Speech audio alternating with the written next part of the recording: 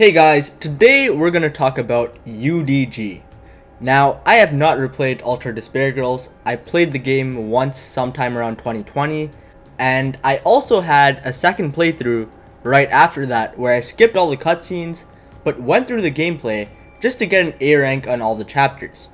And I remember enjoying my time with the game. In fact, I did have a review of the game uploaded back in the day. Now it's unlisted or privated, and the reason for that is because I wasn't genuine with all my points.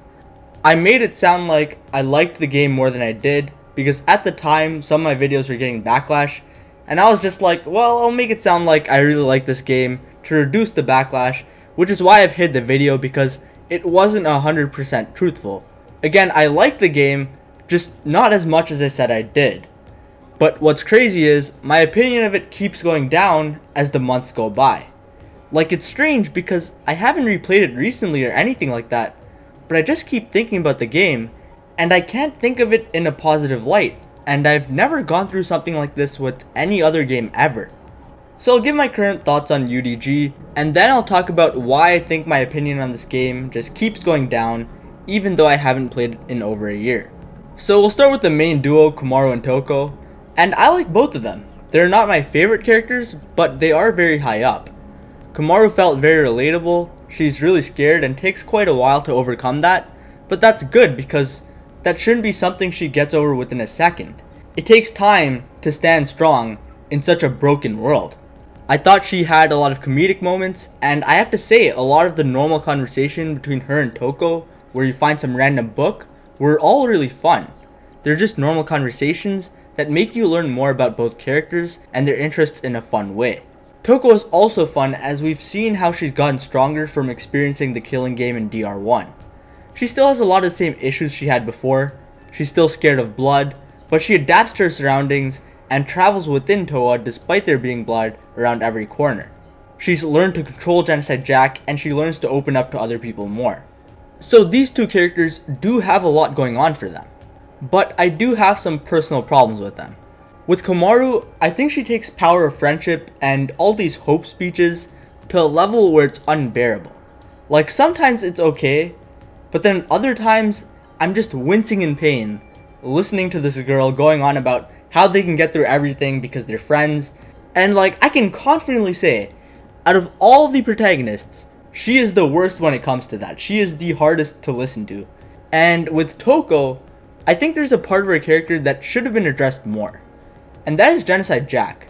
I mean, I think we forget sometimes that Genocide Jack is a serial killer.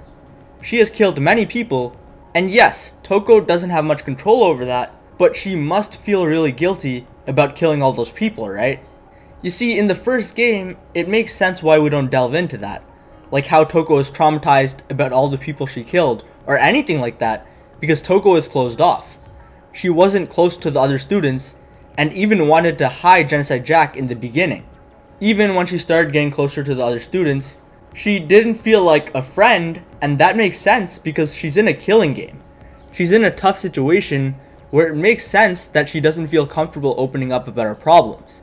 But in UDG, I really wish they talked about that because you must feel guilty about killing so many people, and I think Toko and Komaru should have had conversations about that. I also think the perverted side of her character needed to be toned down. Like, we don't need to see the Byakuya fantasy scenes, and even some of the other stuff she says is just atrocious. We could definitely do without that, and it also rubbed me the wrong way when Toko said she found out about how to control Genocide Jack because Byakuya ordered her to do so. Like, why does it take Byakuya to do that? Shouldn't you want to do that just because you want to prevent people from dying? Like, again, that goes back to how I think they should have focused on Genocide Jack in a more serious way. But overall, I did have fun with our main duo. However, none of these reasons I said so far are the main reason why my opinion on the game just keeps going down. The main problem comes down to elements in the story. And I'll tell you right now, it's mostly Chapter 3. Like, everything about Chapter 3 just makes me so uncomfortable, but sadly, it's pretty memorable. So it's something that always sticks out to me when I think about UDG. It makes me so uncomfortable to the point that I don't want to say anything about the chapter. Like, I know I enjoyed the game, but the parts that stick out to me are the things that I feel are super uncomfortable, and that's making my opinion of the game sink lower and lower. You know, the whole Kotoko story and how they handled that, and the Komaru minigame. And it's not just chapter 3 actually. I don't remember which chapter the scene was from, but you know, you have that Nagisa Monica scene, and you even have strange moments like the Komaru and Toko fight. You'd think this would be a very serious moment in the game, and a very cool fight. But for some reason, as you're fighting Toko, she is stripping down Komaru. I'm not joking. Komaru loses clothes the more hits she takes, and I'm just thinking, come on, why is this even in the game? This is supposed to be an epic fight, but no, they just have to put all this fan service stuff, I guess. It just ruins the tone completely. Like, the bad things in this game are just so bad that it's hard for me to focus on the good. And deep down, I know there are good things about the game, like the story of revolution and fighting with your own hands. I did like those elements a lot. I loved the world building. I loved seeing all these people on the streets suffering and going insane because of how dreadful this world is. There are so many good things about this game, but the bad things just stick out so much that my opinion of the game keeps sinking. And it's funny because usually I don't equate a game's memorability with its quality. I even made a video about this on the Ace Attorney side with Ace Attorney Investigations 1. If you're an Ace Attorney fan, check out that video in the card above.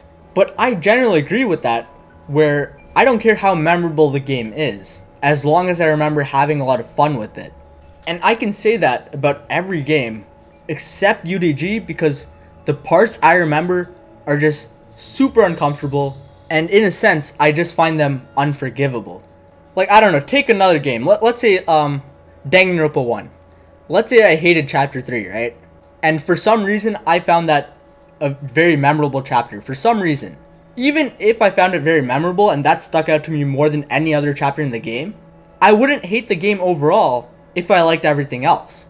Because Chapter 3 in that game doesn't make me feel uncomfortable.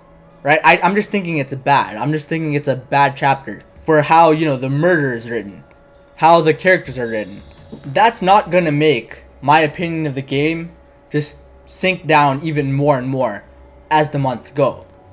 But with UDG, man, it's just a game that I want to block out of my head. You know, that makes my opinion of the game just sink lower and lower every time I think about it. So it kind of sucks, because I did feel like the game was good, but that's my experience, and I wanted to know if anyone else feels the same way. Is this normal, or am I the only one? I'm not sure, but that's why I made the video, to see what you guys think down below. So comment your thoughts about UDG and how they changed from when you first played the game to now. And yeah, that's about it. Goodbye.